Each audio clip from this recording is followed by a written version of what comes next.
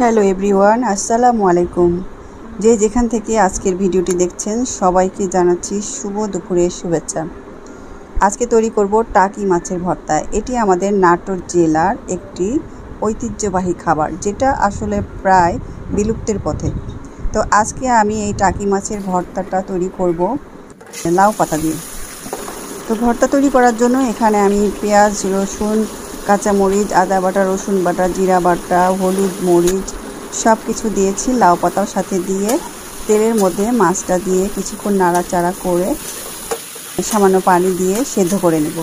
এটা হাত দিয়ে মাখিয়েও করা যায়, আবার এই মাছের কাটা ফেলে দিয়েও আপনি শুধুমাত্র পেঁয়াজ মরিচ দিয়েও ভাজা ভাজা করে এই ভর্তাটাও তৈরি করা যায়। আর সাথে দিয়েছি 2-3টা আলু দিলে একটু ভর্তাটা আঠালো হয়, খেতে অনেক মজা লাগে।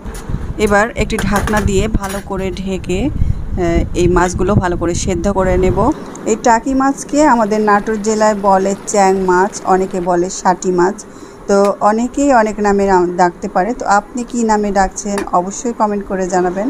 তো এটা রান্নার পরে কিন্তু একবারে পানি শুকিয়ে গেলে আমি মাছের কাঁটাগুলো বেছে এভাবে আলাদা করে নিব।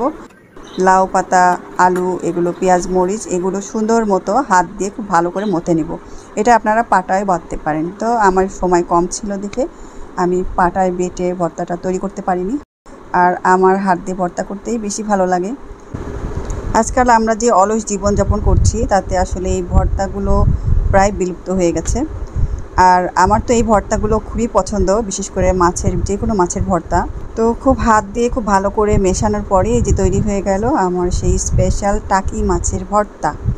এটা গরম ভাতের সাথে অথবা আপনারা সাদা পোলাওর সাথে পরিবেশন করতে পারবেন।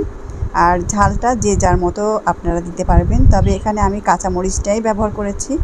আপনারা চাইলে শুকনা মরিচ চেলে অথবা শুকনা মরিচ ভেজেও এখানে ঝালটা বাড়িয়ে দিতে পারেন।